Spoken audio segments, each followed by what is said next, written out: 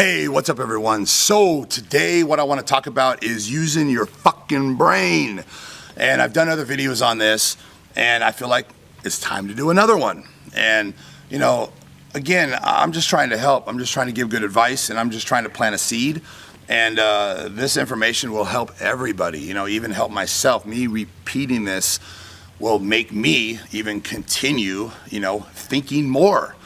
And I'm going to use two examples, you know, showing what I'm talking about. And basically what it is people maybe would go on the internet, let's say, and they will read and they will follow and they will go and they will regurgitate the information to other people.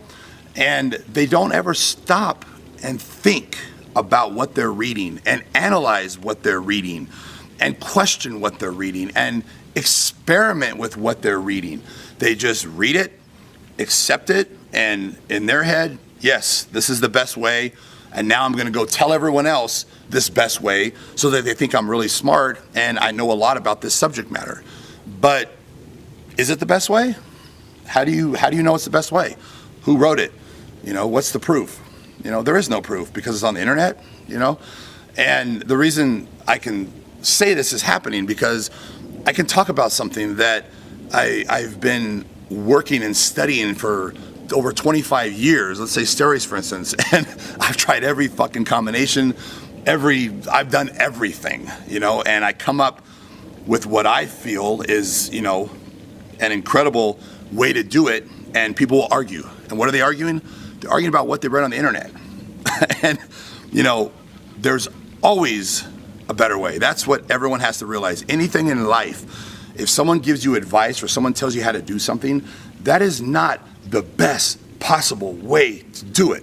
There's always a better way, and it should be up to you to want to find that better way and to want to be better than that person that's giving that advice, and realize that that person is not, you know, the most number one, knows everything. You know, you got to question everything. So let's talk about the first subject. Okay, maybe let's talk about growth hormone. Okay, growth hormone, for example. Let me ask you a question. Okay, you're getting ready for the show. When do you cut your growth out? Anyone out there that competes or knows anything about competing or getting ready for a show, they're all going to have the same answer. The answer to that question is 2 weeks out.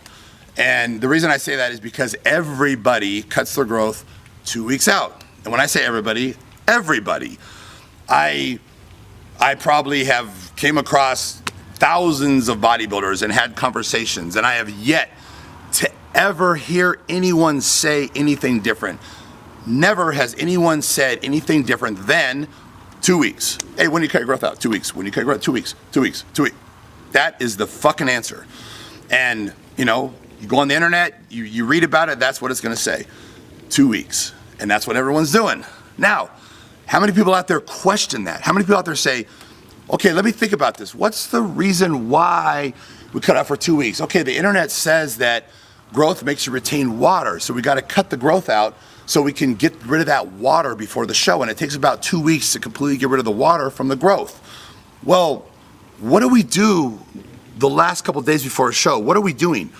We're manipulating our water to pull the water from under the skin and put it into the muscle.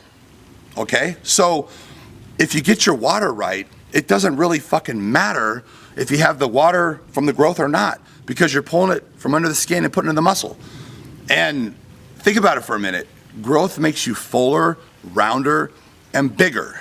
So you have more water from the growth, and that's why your muscles are bigger and fuller, because you have more water in your muscles when you're on growth. So your muscles are bigger, rounder, and fuller. So if you show up the day of the show on growth and your muscles are bigger, fuller, and rounder, and you get the water from under the skin out and you're shredded, what do we got? We have a better physique. We have a better chance of winning. This is just me throwing out logic to you. This is just logic. You guys, I'm sure everyone out there can say, yeah, that makes sense. Okay, Anadrol. Anadrol is a bulking drug. Okay? Now, a lot of people have discovered, or maybe possibly one person discovered and got the word out there, but taking Anadrol, you know, all the way up to the day of the show, a lot of people will take it for 30 days before the show. They load Anadrol. And why? Because it works. And why does it work? Because Anadrol makes you bigger and fuller, puts more water in the muscles. So the day of the show, you're bigger, fuller, rounder, and you're still gonna get your water balance right. It doesn't matter fucking how much water you have. If you do everything correctly, your water balance is gonna be right. If you have more water and you get it into the muscle and not under the skin, guess what? Muscles are 80% water. You're gonna be better that day. Now, has anyone out there ever thought about this and analyzed it? No, everyone just continues fucking cutting it out 2 weeks out. That's what they do. They just continue. They don't ever analyze and think. You know, they just follow, and everyone's doing the same thing. And I'm saying, don't follow like a fucking herd of sheep up a goddamn fucking mountain when you can fucking go around the side of the mountain and it's a shortcut and it's a better way. There's always a better way. So use your brain, think about it, and you should want to find the better solution, you know? And that's with everything in life. I'm using growth hormone as an example because a lot of people out there have the knowledge of it and they know they can relate, and so that's why I'm using that subject. But we could use this example for anything in life. Anything, you know, work, you know, if someone says this is the best way to do this, it's not. There is a better way. And if you think about it and you're smart enough, you can find that better way.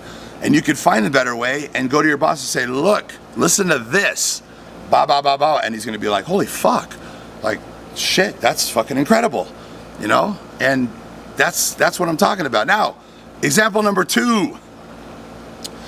Every diet coach guru out there that I've ever heard of, the thousands of bodybuilders that I know and have talked to,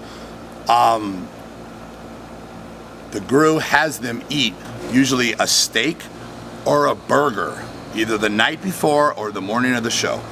Go out and have a burger. That's what they say, night before the show. Now, you go out and you have a burger and you enjoy it and it tastes fucking good and it makes you happy. But what is it doing for your physique? What is it doing? Think about it. What is red meat doing to your physique that's gonna make it better for the show? What is it doing? What does red meat do?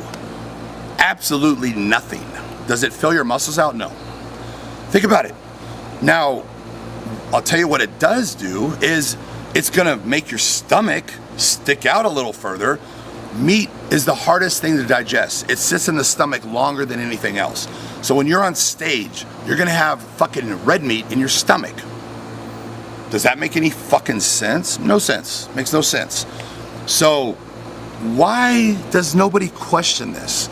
Why does nobody think about this and say, wait a minute, this doesn't really make sense? No, they just fucking, they follow like blind sheep and they just do whatever they're told. And I'm telling you, use your brain. And now, if they were trying to get the salt from the steak to fill out, okay, yeah, that could help. But you don't need the fucking steak. You can get salt other ways. You don't need to fucking put steak. There's no reason to put a steak in your fucking stomach or a burger. It makes no sense. There's no benefit to it. And again, this is what most people out there are doing. And anyone out there that competes, knows people that compete, you know, whatever, they'll sit there and say, yeah, that's what my coach told me to do. But why did you not question it? Because you trust your coach. You got to understand your coach is doing what he learned from other people. And those people are doing what they learned from other people.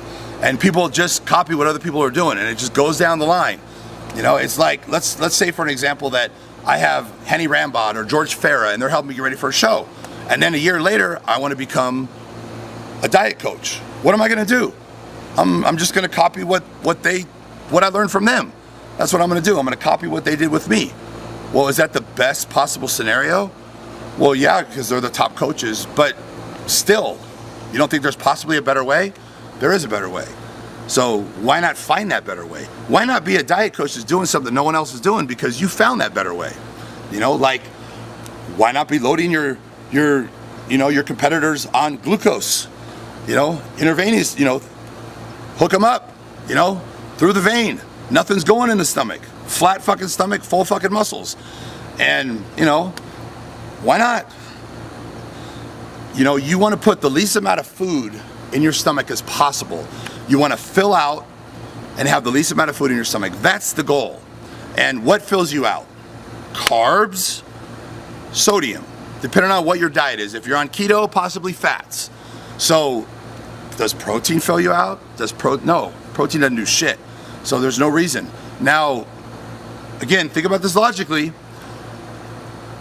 Do you need to eat protein the day of the show? Or even the day before the show? Just think about it logically. Do you need to eat protein? What does protein do? Why do we eat protein? Is protein gonna help our physique look any better eating it the morning of the show or even the day before the show? Is it going to enhance our physique for the show? No, it's not. Now, could it take away from our physique? Yes, because you don't want to put things in your stomach that aren't doing something. You want your stomach flat and small as fucking possible. So you're doing harm, you're not doing good. And I hope that most people out there right now listening to this will say, yeah, that makes no fucking sense. I'm gonna be competing at 11 a.m. and at 6 a.m. I'm eating fucking chicken and rice. What the fuck am I doing? Why am I eating chicken? What is chicken doing? Why am I eating chicken? You know, a positive nitrogen balance, like that's what the answer is gonna be. No, there's no reason. It doesn't make any sense. Carbs, easily digestible carbs that you're used to eating. You don't go eat some shit that you haven't eaten in 3 months. Because why? Because you're setting yourself for a possible problem. Gas, bloat, sick, you know. The best thing to do is to eat the carbs that you're used to eating and eat the ones that are the most easily digestible and the ones that you know don't blow your stomach. And that's something that only you know, and that's what you talk to your diet coach about and say, hey, look, when I eat yams, like my stomach doesn't bloat, I don't get gas. And you know, I think that's the best thing for me to carb up on. And you know what? He'll before your show, he'll do little test runs and see how it works. And guess what? You're right. And he sees that you're right. Well, that's you using your brain, not just relying on him. You know, and I understand you hire him to rely on him, but you know, you really need to think about things. You really need to analyze shit and realize there is a better way. And all I'm trying to do is I'm just trying to help people. I'm trying to get people to use your brain and try to come up with the best scenario. And I could go on and on and on about this. And, you know, I hope that, you know, I open some people's eyes and they realize like, fuck yeah, you know, I should be thinking about shit. You know, if so-and-so tells me that when you're training calves and you have your toes in, you're working the outer part of your calf. And when your toes are out, you're working the inner. So I could find that on the internet and read it. Now, am I just gonna accept that and I'm just gonna believe that? Now I'm gonna go in and do that? No, I'm gonna find out for myself. I'm gonna go in the gym and I'm gonna do 20 sets of 20 reps with my toes in and my heels out. And the next day or two, I'm gonna see where I'm sore.